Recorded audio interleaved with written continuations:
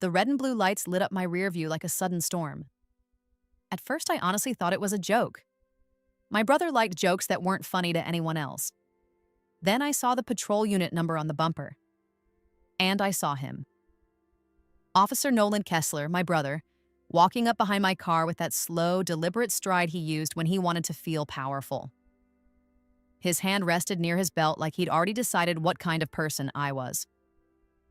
I pulled over on the shoulder, hazards blinking, hands on the wheel. My heart was pounding, but my face stayed still. I'd learned a long time ago that reacting to Nolan only fed him. He tapped my window twice. Hard. I rolled it down halfway. "Evening," he said, voice flat. Not "hey, sis," not "you okay?" Just cop. "Nolan," I said quietly. "What is this?" "License and registration," he replied, the eyes scanning my car like it was a crime scene. "Your right taillight is out." "It wasn't out when I left my apartment," I said. He leaned closer, smile barely there. "Then you'll have no problem cooperating." Behind him, another officer approached on the passenger side, young, nervous, staying in position. Nolan didn't bring a friend, he brought a witness. I reached for my wallet slowly, the way you do when you don't want anyone claiming you made a sudden move. I handed him my license. He looked at it too long, like he was trying to remember the version of me he'd always hated. The sister who didn't need him, didn't worship him, didn't hand him control. He glanced toward the dash and the windshield. And that's when I remembered the tiny detail that would later save my life. 2 days earlier, my husband had insisted we install a dash cam. Not because we lived in a dangerous neighborhood. Not because I was paranoid. Because people lie, he'd said, tightening the mount behind the mirror. And cameras don't care who your brother is. Nolan didn't know it had an interior-facing lens too. He didn't know it uploaded clips to the cloud when it detected impact or sudden movement. He didn't know it recorded audio clearly enough to catch a whisper. "Step out of the vehicle," he said. I blinked once. "Why?" "Step out," he repeated, louder now for the other officer to hear. "Now." I opened the door and stepped onto the gravel shoulder, the cold air hitting my skin. Cars rushed past, loud and indifferent. Nolan moved in close, too close like he wanted me to feel surrounded even in open space. "Turn around," he ordered. I kept my voice calm. "Is your body camera on?" His eyes flashed for half a second, annoyance. Then he smirked. "Worried about accountability?" he asked. "I'm worried about you," I said, and it came out colder than I meant. "Because you're not acting normal." His jaw tightened. "Hands behind your back." I didn't fight. Fighting is how they write a different story. I put my hands behind me. The cuffs snapped shut around my wrists with a clean metallic click that made my stomach drop anyway. The younger officer's eyes widened. "Nolan," he said under his breath, like he wasn't sure this was real. Nolan didn't look at him. "She's being detained," he said, loud enough for the world. "Possible narcotics involvement." My throat tightened. "What did you just say?" He stepped back and looked at my car like it had insulted him.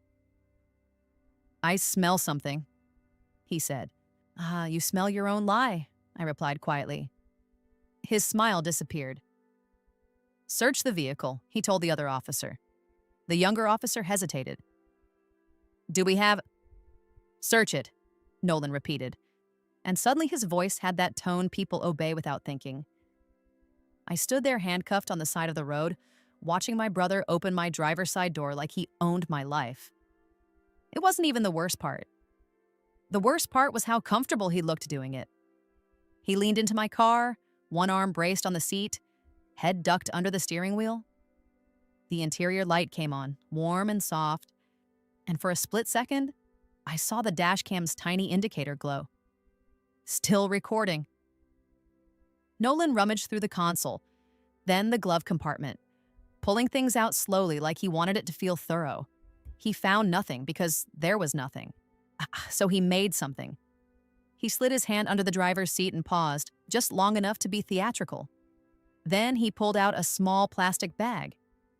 My brain refused it for a second, like it couldn't accept what my eyes were seeing. The bag wasn't mine. I'd never seen it in my life. Nolan held it up between two fingers like he was showing off a trophy. "Well, well," he said. "What do we have here?"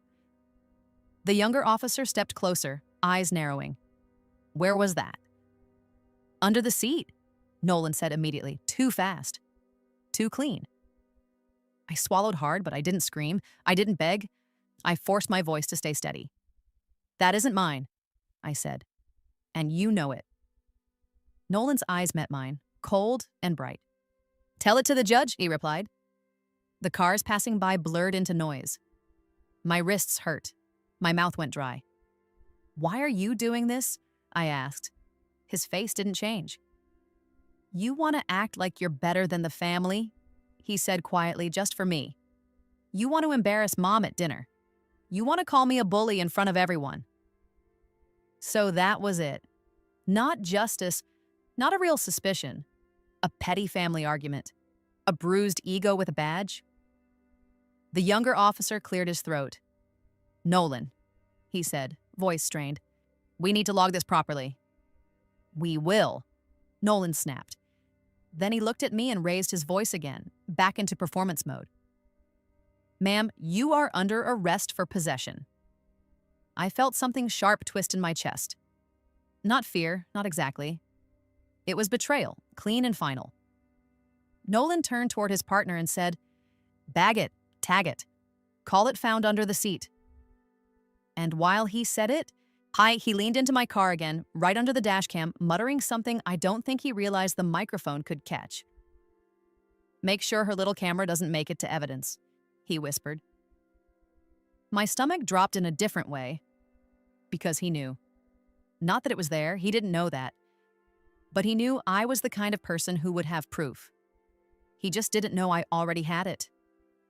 The younger officer looked uncomfortable, like he'd just been pulled into something he didn't sign up for. Nolan didn't care. He led me toward the patrol car like I was already guilty, already ruined, already his. As he shoved me into the back seat, I turned my head and saw my dashcam still blinking through the windshield, quiet, steady, recording everything my brother thought he could get away with. And I realized this wasn't going to be a normal arrest. This was going to be a cover-up. The back seat of a patrol car feels smaller than it looks from the outside. The door shut with a heavy, final sound, and the cage between me and the front seats turned the whole car into a moving box. Nolan didn't sit up front like my brother. He sat up front like a man auditioning for authority. The younger officer drove, glancing at Nolan as if he was waiting to be told what kind of night this was going to be. Nolan spoke first. Not to me. "Call it a clean stop," he said, casual. "Plain view once we found the bag." Plain view. I stared at the back of his head and kept my breathing slow. If I gave him panic, he'd call it guilt.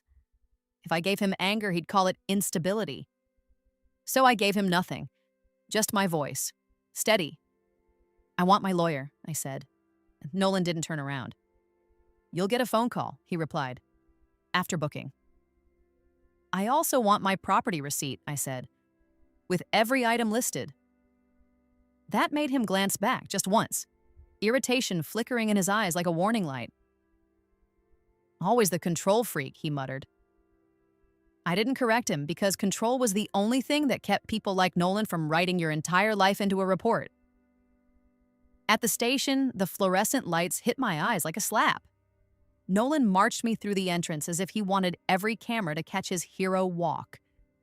The younger officer, still quiet, still uncomfortable, held the baggie in an evidence pouch like it was radioactive. The desk sergeant looked up, bored, then saw Nolan and straightened slightly. "Kessler," he said, "what have you got?" Nolan's voice was smooth. "Traffic stop," he said. "Found contraband under the driver's seat. Possession." The sergeant glanced at me. "Name?" I said it myself, clear and calm. "Lena Kessler."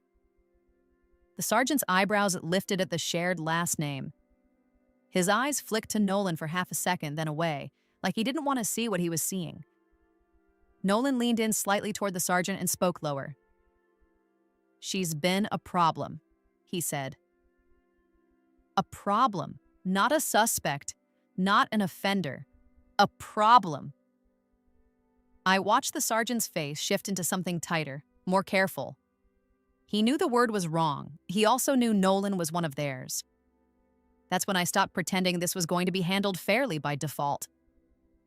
I started building a record. "Sergeant," I said, voice even, "I'm requesting a supervisor. And I want it noted that the arresting officer is my brother." Nolan's head snapped toward me. "Don't note it," I repeated calmly, looking at the sergeant, not at Nolan. "Also note that I requested counsel immediately, and I'm requesting preservation of all body camera and dash camera footage from the stop." The sergeant's mouth tightened. He looked at Nolan, then at the younger officer, then back at me. "Who was driving?" he asked. The younger officer cleared his throat. "I was," he said, and his voice sounded like a man trying not to step on a landmine. The sergeant nodded slowly. "We'll get you processed," he said, neutral. "Kessler." He nodded at Nolan. "Paperwork. And make sure your cameras are uploaded." Nolan's eyes flashed. For a heartbeat, his mask slipped. Then he smiled like nothing happened. "Of course," he said. "Always. They took my fingerprints. They took my photo. They asked the same questions everyone gets asked, and Nolan hovered nearby like he wanted to watch me get reduced to a file. When they moved me toward the property counter, I saw my purse on a stainless steel table, my phone inside it like a heart I couldn't reach. A civilian clerk slid an inventory sheet toward me. "Confirm your property," she said, bored. I scanned the list fast. Wallet, keys, ring, hair tie, earrings. Then I saw it. Vehicle contents. None listed. None. My stomach tightened. It was too clean, too convenient. "My dash cam," I said calmly. "It's mounted behind the rearview mirror. That's property." The clerk blinked. "Dash cam is in the vehicle," she said. "Vehicle gets impounded." "Noted," I replied. I want it documented that there is a dash cam installed in my vehicle, and I want the vehicle inventory completed by someone who is not related to me. Nolan stepped in, voice sharp. "It's a vehicle accessory," he snapped. "It stays with the car." "It records audio," I said. "It records the stop, and I am requesting that it be preserved." The younger officer's eyes flicked up at that. He looked at Nolan, then away again, like he was watching a train drift toward a wall. The desk sergeant appeared behind the counter again, listening now. "Dash cam?" he asked. "Yes," I said. "New. Cloud connected." Nolan's jaw tightened. "It's irrelevant," he said quickly. "We have the evidence." The sergeant stared at Nolan for a long beat, then looked at me. "What kind of dash cam?" he asked. I answered honestly. "Dual lens," I said. "You'd have front and interior." That word, interior, hit Nolan like a dart. His eyes went cold again, and for the first time that night, I saw something under his confidence. Urgency. He turned too fast and said, "I need to go finish the tow paperwork." He was already moving before anyone responded. That's when I knew exactly what he was about to do. He was going back to my car, to remove the one thing he couldn't talk his way out of. I didn't shout. I didn't lunge. I did the one thing Nolan couldn't control. I asked for a phone call. "Sergeant," I said, voice steady, "I need my call now." The sergeant glanced at the clock, then at my cuffs, then nodded. "One call," he said. They led me to a wall phone bolted to the concrete like it was designed for people who didn't deserve privacy. My wrists ached as I lifted the receiver. I called my husband, and he picked up on the first ring, voice tight with fear. "Lena?" "I'm okay," I said immediately. "Listen, Nolan pulled me over and found drugs under my seat. It's a setup. Silence on the other end, then a sharp inhale. What? Don't argue with anyone, I said, calm but urgent. Open the Dashcam app, right now. Check for an event clip. He leaned into the car and said something about the camera. My husband didn't ask why. He didn't waste time. I'm opening it, he said, fingers moving fast. I could hear the sound of a keyboard. It's loading. My pulse hit once. Then he said, I see it. My throat tightened. You see what? There's a clip, he whispered. Time-stamped. It triggered when the car shook when the door opened hard. Download it, I said. Save it twice. Cloud and local. I'd send it to my attorney. We don't have your attorney, he said, panic rising. Then send it to yourself and to a new email you create, I said, keeping my voice steady. And text my friend Sienna, she has my lawyer's number. I heard rapid clicking.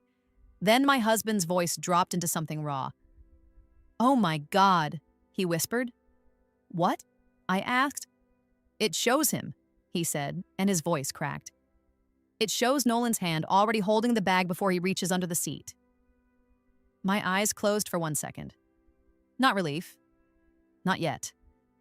Because Nolan could still try to bury it. Is there audio? I asked. Yes, my husband said, and I heard his breathing change like he was listening to it again. You can hear him. You can hear him say, he says, make sure her little camera doesn't make it to evidence. My stomach went cold in a clean line. Okay, I said quietly. You have it. That's the spine of this. What do I do? My husband asked, voice shaking now. What do I do right now?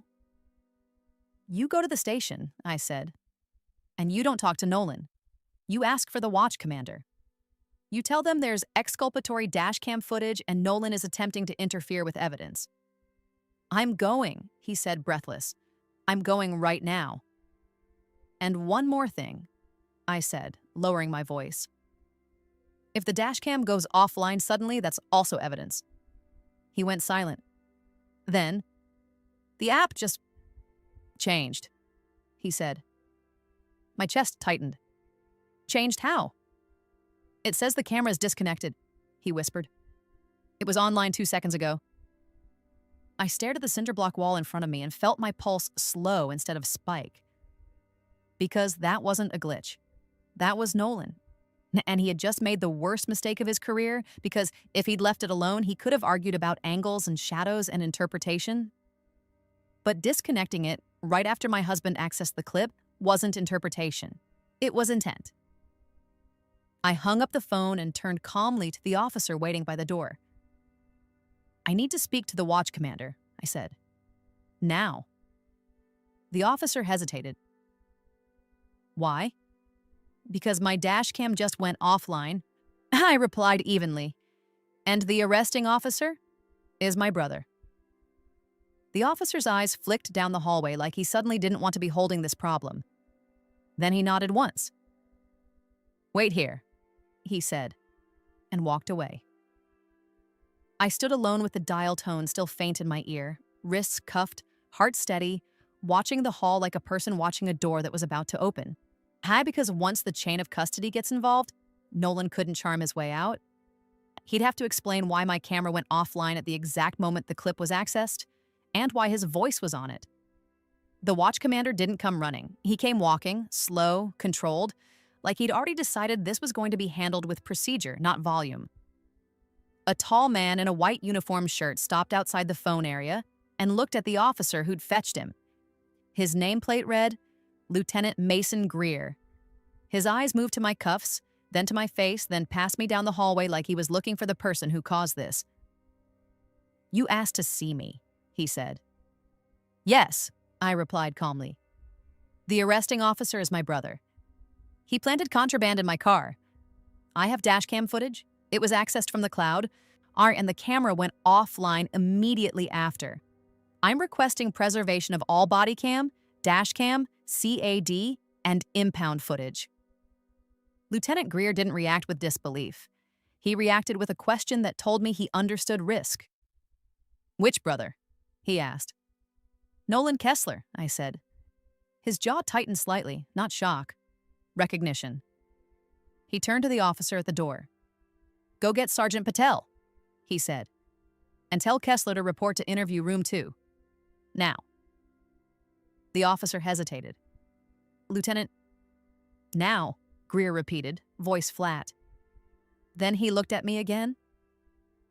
"Do you have counsel?" he asked. "I requested counsel at the desk," I said. "I also requested my call, and I used it to have my husband pull the dashcam clip. He confirmed it shows my brother holding the bag before he finds it." Greer's eyes narrowed. Your husband has the clip," he said. "Yes," I replied. "And the dashcam app logs show the disconnection event right after." "Okay," he said quietly. "We're going to do this clean." He walked me, still cuffed, into an interview room that smelled like stale coffee and disinfectant. A camera in the corner blinked. The kind of camera that makes people behave because it creates a second record. Greer sat on the opposite side of the table and said, "Start from the beginning. Keep it factual." So I did. I described the stop, the second officer, the search, Nolan reaching under the seat, the bag appearing, Nolan's whisper about the camera, the property inventory that didn't list the dash cam, the moment my husband accessed the clip, the moment the camera went offline. I didn't call Nolan names. I didn't say he was evil. I said what happened. In order, like a timeline you can't charm away. Greer listened without interrupting. When I finished, he stood and opened the door. "Sergeant Patel," he said to someone outside, "get me the CAD call log for the traffic stop, body cam upload status for Kessler and his partner, and the tow sheet with the impound yard location. I want a preservation hold placed immediately." A woman's voice answered, "Yes, sir." Greer came back in and looked at me. "What dashcam model?" he asked. I told him. He nodded once. "Cloud storage?" he murmured. "Metadata." "Exactly." A few minutes later, the door opened again. Nolan walked in. Not as my brother, as a man who expected the room to belong to him. His uniform was perfect. His hair was perfect. His face was controlled, but his eyes were sharp, already scanning for where the threat was coming from. And he looked at me first, and the tiniest smile tried to form, like he wanted to remind me I was still in cuffs. Then he saw Lieutenant Greer. The smile died. "Lieutenant?" Nolan said, forcing politeness. "I heard you wanted me." "Sit," Greer said, not offering him anything else. Nolan sat, but his posture screamed resistance. "What is this?" he asked, voice light, like he expected to laugh it off later. Greer didn't laugh. "Your arrestee says you planted narcotics," he said, "and that her dashcam recorded it." Nolan scoffed softly. "That's ridiculous." Greer's eyes didn't move. "Where's her vehicle right now?" he asked. "Impound," Nolan said immediately. "Which yard?" Greer asked. Nolan hesitated, just a fraction. "Riverview," he said. Greer nodded once. "Good. We're placing a preservation hold," he said. No one touches it until a supervisor signs off, including you." Nolan's jaw tightened. "Lieutenant, with respect, she's trying to create confusion. She's angry because I'm doing my job." Greer leaned forward slightly. "Then you should welcome the footage," he said. Nolan's eyes flicked to me again. Cold, warning. Then Greer said, "Is your body camera on?" "It was on during the stop," Nolan replied. Greer didn't let the sentence stand alone. "Is it uploaded?" Nolan's throat moved. "It will be." "Is it uploaded?" Greer repeated, sharper. Nolan's mask stayed in place, but the edges were cracking. "Not yet," he said. Greer nodded like he'd expected that.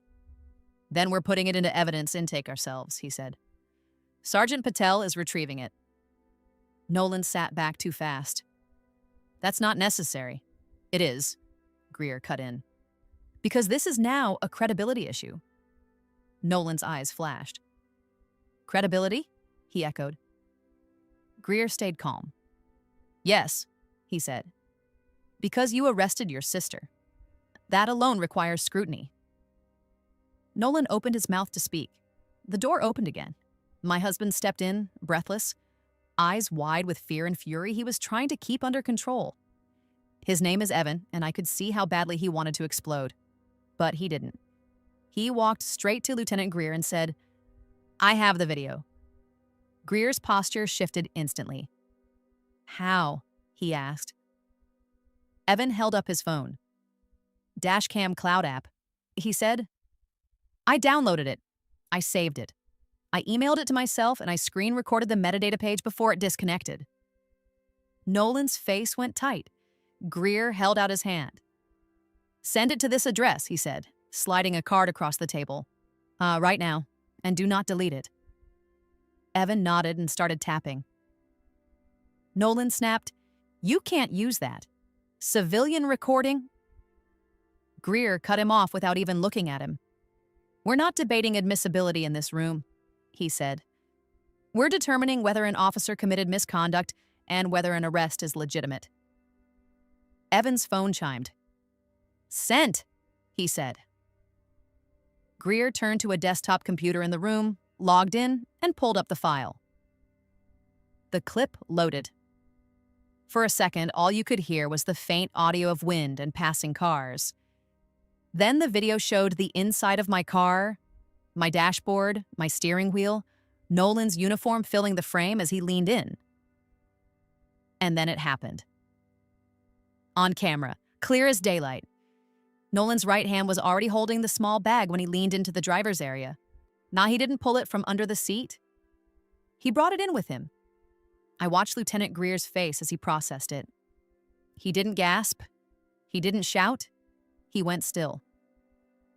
Then the audio caught Nolan's voice, low, impatient, saying words that hit the room like a door slamming. Make sure her little camera doesn't make it to evidence. Evan exhaled sharply like he'd been holding his breath since the moment he opened the app. Nolan's face shifted from control to calculation in half a second. That's edited, he said immediately. Lieutenant Greer didn't even look at him. It's a cloud file with timestamps, he said. And your voice is on it. Nolan's jaw clenched. She's been planning this, he snapped, trying to build a narrative fast. She wants to ruin me. Greer finally turned his head slightly, eyes hard. You ruined yourself, he said quietly. Nolan stood up too fast, chair scraping. Lieutenant, this is... Greer raised a hand. Sit, he said. Nolan didn't sit. Greer's voice sharpened. Officer Kessler, he said, you are being ordered to sit down. Nolan's hands twitched at his sides. Then he sat, slow, furious, like obedience tasted bitter. Greer turned to me. Lena, he said, using my first name for the first time. I'm removing you from Nolan's custody right now. Your charges are being reviewed immediately. Nolan snapped. You can't just... Greer cut him off. I can, he said. And I am. He stood, opened the door, and spoke to Sergeant Patel outside. Get internal affairs on the phone, he said. Now. And notify the on-call prosecutor that we have exculpatory footage that must be reviewed before any filing. He looked at Nolan again. You, he said, hand over your duty weapon to Sergeant Patel and your body camera right now. Nolan's face went white-hot with rage. This is insane. Greer's voice stayed flat. Administrative leave pending investigation, he said. You do not leave this building until I A instructs it. Nolan's eyes flicked to me one last time. Pure hatred. And I recognized something there that had nothing to do with law enforcement. It was personal. It was the same spite he'd carried since we were kids when my mother praised him and punished me for refusing to play along. Sergeant Patel entered, calm and firm, and Nolan's hands moved slowly to unclip his body cam. As she took it, Nolan leaned slightly toward Greer and said, "Low, poisonous. Even if you clear her, the prosecutor will still file. You'll see." Greer didn't blink. Then the prosecutor will have to explain why he ignored exculpatory evidence, he said. Nolan's smile returned, small, ugly. "Good luck," he whispered. And that's when Sergeant Patel's radio crackled with a sentence that made my stomach tighten again. "Lieutenant," the voice said, "Impound just called. Someone already accessed the vehicle." Greer's eyes narrowed. "Who?" he asked. A pause. Then, "Officer Kessler's credentials were used at the gate." Nolan didn't say a word. He didn't have to, because that meant he'd tried to get to my dashcam anyway, after he knew it existed, after he knew it recorded him, after he'd already been caught. And if he was desperate enough to do that, it meant he wasn't done. When the radio said my brother's credentials had been used at the impound gate, Lieutenant Greer didn't look at me first. He looked straight at Nolan. It wasn't dramatic. It was worse than that, quiet, focused, like he was lining up facts in his head and deciding which ones were going to become charges. "Nolan," Greer said, voice flat, "did you access the impound yard tonight?" Nolan didn't blink. "No," he said immediately. Greer didn't argue. He turned to Sergeant Patel. "Get me the gate log," he said. "Printed, time-stamped, and pull the yard's camera feed for the gate." Patel was already moving. Nolan's jaw worked like he was chewing anger. "Lieutenant, this is getting ridiculous," he snapped. "You're letting her—" "Stop," Greer said, sharper now. "You don't get to narrate this." Evans sat beside me in the interview room, hands clasped so tight his knuckles looked white. His eyes kept flicking to Nolan like he was fighting the urge to jump the table. I touched Evans' wrist once, a small signal. Don't give Nolan a new story to write. Greer looked at me. "Lena," he said, calm again, "you're not under Nolan's custody anymore. But you're not leaving yet. I need you available for statements." "I understand," I said. The door opened and Patel came back with a single sheet of paper and a tablet. She handed the paper to Greer and angled the tablet so he could see. Greer read the paper once, then looked up. "Gate scan," he said aloud. "Officer Kessler's credentials. Time, 11:14. Nolan's face tightened so hard the muscle in his jaw jumped. "That's impossible," he said, too fast. "Someone stole my—" Greer lifted the tablet slightly. "And here's the gate camera," he said, voice steady. He tapped play. The footage was grainy, but it didn't need to be perfect. But a patrol SUV rolled up to the gate. The driver's door opened. A uniformed figure stepped out. Nolan. Same build, same walk, same posture that always said he owned the space he was in. He leaned toward the keypad, scanned his credential, the gate slid open, and he drove in. Nolan stared at the screen like it was insulting him. Then he laughed, one short, ugly sound. "Okay," he said. "Fine." I went there. Greer didn't move. "You just told me you didn't." Nolan's eyes flashed. "I went to secure evidence," he said, "because I knew you'd try to screw it up." Greer's voice dropped. "You were ordered not to touch that vehicle," he said. "You went anyway. That is direct interference." Nolan leaned forward. "It's my case." "It was," Greer corrected, cold. Patel stepped closer without raising her voice. "Hand me your keys," she said to Nolan. "Your department keys now." Nolan stared at her. "No." Patel didn't argue. She just looked at Greer. Greer's eyes hardened. "Officer Kessler," he said, "you are now being detained pending internal affairs review. If you refuse orders, you will be physically restrained. Do you understand?" For a second, Nolan looked like he might explode. Then he shoved his keys onto the table hard enough to make them bounce. Greer turned to Patel. Take him to holding, he said. Separate from the public area. Nolan stood, chair scraping, and as Patel guided him toward the door, he twisted his head toward me, eyes full of something that wasn't law enforcement at all. It was pure spite. This isn't over, he mouthed. I didn't respond, because the record was responding for me. As soon as Nolan was out, Greer turned to Evan. I need that dashcam clip preserved in 3 places, he said. Email, cloud, and a physical copy. I already sent it, Evan said, voice tight. And I can save it to a drive. Do it, Greer said. Then he looked at me. And I want you to tell me exactly what the family argument was, he added quietly. The real motive? I took a slow breath and kept it factual. It was money, I said. Not drugs, not crime. Money and pride. Greer's expression didn't change. It didn't need to. He'd seen that motive in every uniform he'd ever disciplined. Before I could say more, Patel came back, breath controlled. He's in holding, she said. Internal Affairs is on the way, and the on-call prosecutor is asking for an immediate briefing. Greer nodded once. Good, he said. Then he turned to me. One more thing, he added. Did you notice your taillight was out? No, I said. It wasn't. Greer's eyes narrowed. We're going to check that, he said. He stood and looked at Patel. You and I are going to the impound yard, he said. We're documenting everything Nolan did there. Lena stays here. My stomach tightened.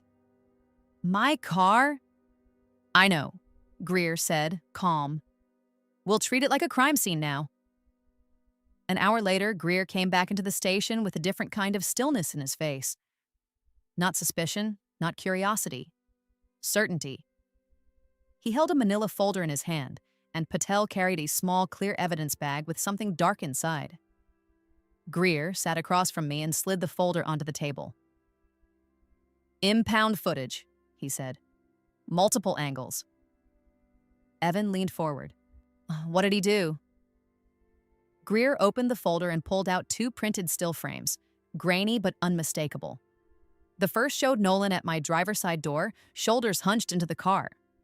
The second showed his arm lifted toward the windshield area, right where my dashcam was mounted. He went straight for your camera, Greer said quietly. My throat tightened, but my voice stayed level. That's why it went offline, I said. Greer nodded once. He unplugged it, he said. Then he attempted to remove the mount. Patel set the clear bag on the table. Inside was a cracked piece of plastic and a dangling cable.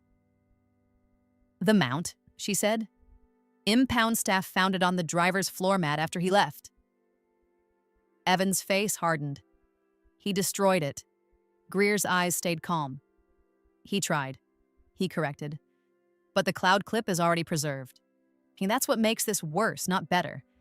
He knew he'd been recorded, and he still interfered. I looked at the broken mount and felt something settle in my chest. Heavy. Steady. Because Nolan hadn't just framed me.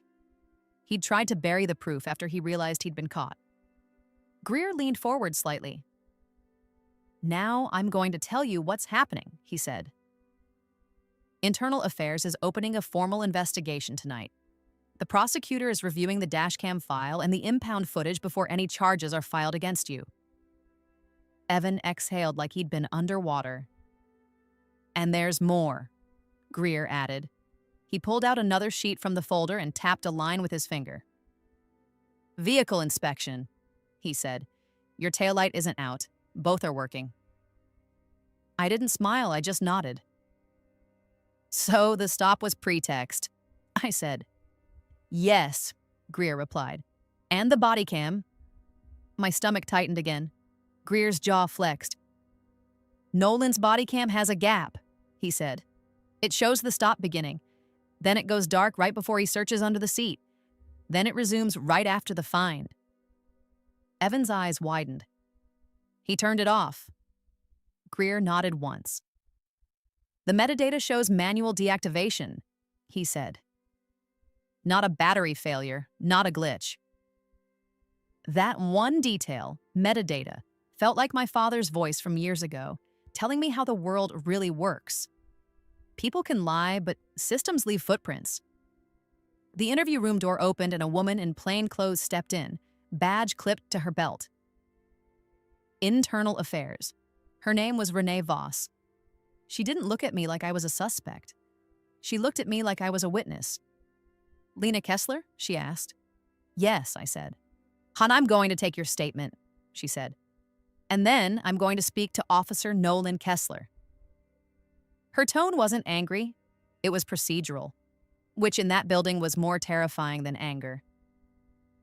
Renee sat, turned on a recorder, and asked me to tell it again. Timeline, words, movements. I did calmly.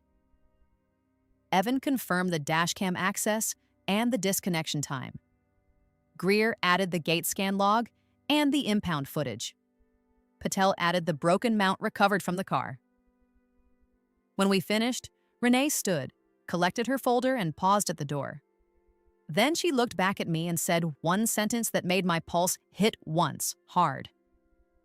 He's claiming you begged him to teach you a lesson, she said evenly. And he says you planted the dashcam to set him up. I didn't blink. I just looked at her and answered with the only thing that mattered. Then ask him why he turned off his body cam, I said. Ask him why he went to impound after being ordered not to. And ask him why the bag appears in his hand before it appears under my seat. Renee's eyes held mine for a beat. Then she nodded once. Small, tight. Okay, she said. Now we see how far he's willing to lie. She opened the door, and from somewhere down the hall I heard Nolan's voice rise. Angry, loud, followed by a sharp command I recognized from every cop show I'd ever avoided watching. Put your hands behind your back. Evan's head snapped toward the sound. So did mine, because I couldn't tell yet who the command was for. But I knew one thing for sure. The next few minutes were going to decide whether Nolan walked out of that building in uniform or in cuffs.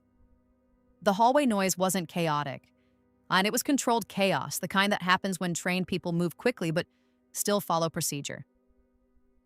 A door opened somewhere down the corridor. Footsteps. A chair scraping. Nolan's voice, sharp and furious, trying to reclaim control with volume. Then another voice. Calm, higher, unmistakably female. Officer Kessler, stand up. Internal Affairs. Renee Voss. I sat in the interview room with my hands still cuffed in front of me now, watching Evan's face tighten as he listened. His eyes kept flicking to the door like he wanted to run out and see. Lieutenant Greer stood near the wall, arms folded, posture steady. He didn't look surprised. He looked like a man watching a process he'd already started. The hallway voice rose again. Nolan, louder. This is harassment, he shouted. You're taking her side because she cried to you. Renee's voice stayed level. No one is taking sides. We are documenting facts. A beat. Then, turn around. Another beat. Then the sound that made the air in my lungs go cold. Metal on metal. Handcuffs. Evan whispered. Oh my God! Lieutenant Greer didn't move. He simply exhaled once. Slow. The interview room door opened and Sergeant Patel stepped in first. Behind her was Renee Voss, and behind Renee, Nolan, my brother, handcuffed. His face was red with fury, eyes burning, jaw clenched so hard it looked painful. He tried to keep his posture upright, but the cuffs changed everything. They made him look human, not powerful, not protected. Renee guided him into the room, like she was bringing in a piece of evidence. Nolan's eyes locked onto mine immediately, and for a split second, the whole building disappeared and we were kids again, him furious that I wouldn't play the game the way he wanted. Then he leaned forward, voice low, poisonous. You're a dead to me, he hissed. I didn't flinch. Renee pulled a chair out and made him sit. Officer Kessler, she said, you are being detained for interview. Any attempt to intimidate a witness will be documented. Nolan laughed once, ugly. Witness? He snapped. She's my sister. She's the one who's been trying to ruin me since we were teenagers. Renee didn't argue with his childhood story. She opened her folder and slid a single sheet across the table. This is the body cam metadata, she said. Manual deactivation during the critical search window. Explain. Nolan's eyes flicked to it, then away. Battery, he said quickly. Glitch. Renee didn't raise her voice. The metadata indicates manual deactivation. That means a button press, she replied. Explain. Nolan's nostrils flared. Fine, he snapped.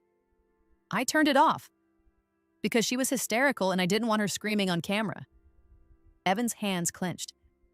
She wasn't hysterical, he said, voice tight. Renee held up a hand to Evan. Let him speak, she said. Nolan's eyes flashed toward Evan. Who are you? He sneered. Her husband? The guy who thinks he's saving her? Evan didn't answer. Renee slid the next exhibit forward. The dashcam clip? She said simply. Nolan's face shifted in a way that was almost involuntary, anger mixing with calculation. That's edited, he said immediately. Renee didn't bite. She turned the laptop screen toward him and clicked into a file properties view. Date, time, upload event, hash value. You understand what a hash is? She asked. Nolan hesitated for half a second. Sure, he muttered. Good, Renee said. Because the file your department received matches the hash value of the file pulled from the cloud. That means it wasn't altered. Nolan's mouth tightened. Renee hit play. The same moment played again. Nolan leaning into my car, bag already in his hand. His own voice, clear as a knife. Make sure her little camera doesn't make it to evidence.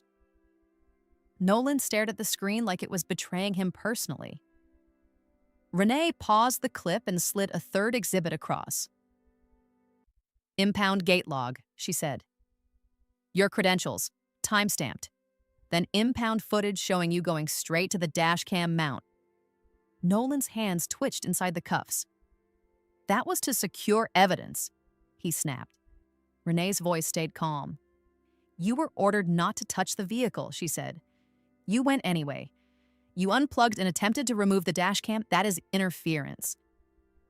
Nolan leaned back, breathing hard, eyes burning. You're making it sound worse than it is. Renee tilted her head slightly. Then tell me why you did it, she said. Silence. Not because Nolan didn't have an answer. Because the real answer was petty and ugly, and saying it out loud would destroy what he thought he was. I watched him the way you watch someone who has always been protected suddenly realize the shield is gone. Finally, Nolan looked at me and said, You humiliated Mom. That was it. That was his motive. Not public safety, family pride. Renee looked at me, then back to Nolan. That is not a lawful reason to arrest someone, she said, voice flat. Nolan snapped, You don't understand our family. Renee didn't blink. I understand evidence, she replied. Then she turned to Lieutenant Greer. Release her, she said. Greer nodded once and spoke to Patel. Remove her cuffs? Patel stepped behind me and the cuffs came off with a click that felt like blood returning to my fingers. My wrists were red, but my hands were steady. Evan reached for my hand. I squeezed once. Not because I was okay, because I was still controlled. Renee stood and said, Here's what happens next. She looked at Nolan. Your arrest report is being flagged for falsification. The narcotics evidence is being sent for independent review, and chain of custody is being audited. You are placed on immediate administrative suspension pending criminal review. Nolan's eyes widened. Criminal? Renee didn't soften it. Yes, she said, because planting evidence, falsifying reports, and interfering with evidence are crimes. Nolan's face went pale in a way I'd never seen. Then he turned his head sharply toward Greer. "You're going to let her walk?" he snapped. "After she did this?" Greer's eyes stayed hard. "You did this," he said quietly. Nolan's breathing turned fast, frantic. "Mom will fix this," he blurted. "Mom knows people, Renee's tone sharpened for the first time. "Do not contact anyone about this case," she said. "Any attempt to influence witnesses or evidence will be added." Nolan's eyes burned with hate as he looked at me. "You think you won?" he hissed. I finally spoke to him directly, still calm. "I didn't win," I said. "I survived what you tried to do." Renee guided Nolan out. Patel followed. The door shut, and for the first time all night, the room felt breathable. Lieutenant Greer turned to me. "Lena," he said, "the prosecutor is declining charges against you pending review of all evidence. You are free to go." Evan's shoulders sagged like he'd been holding the sky up. We walked out of the station together, the night air cold and clean. My knees felt like rubber for a second, once my body realized it could stop bracing. In the parking lot, Evan asked softly, "What now?" I looked back at the station doors and felt something settle in my chest, heavy and final. "Now," I said, "everything he wrote gets audited." Within days, the district attorney opened a criminal investigation into Nolan's arrest report, body cam deactivation, and the impound interference. Internal Affairs completed an emergency suspension. I and Nolan's police powers were revoked pending outcome. The Dashcam cloud metadata and file hash matched across copies, and the impound gate logs and camera footage confirmed he accessed my vehicle after explicit orders not to.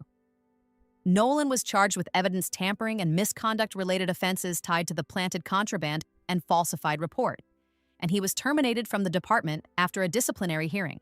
A protective order was issued barring him from contacting me and Evan, and the department issued a formal letter clearing my name after the case was reviewed. The petty family argument he tried to win ended the only thing he cared about, his badge, and the proof came from the one tiny detail he dismissed as irrelevant. In the comments, tell me this. If a family member with power tried to destroy you, how would you confront them right away? Or would you do what I did and let a camera and a clean timeline speak for you? If you want more stories like this, hit like, subscribe, and I'll see you in the next video.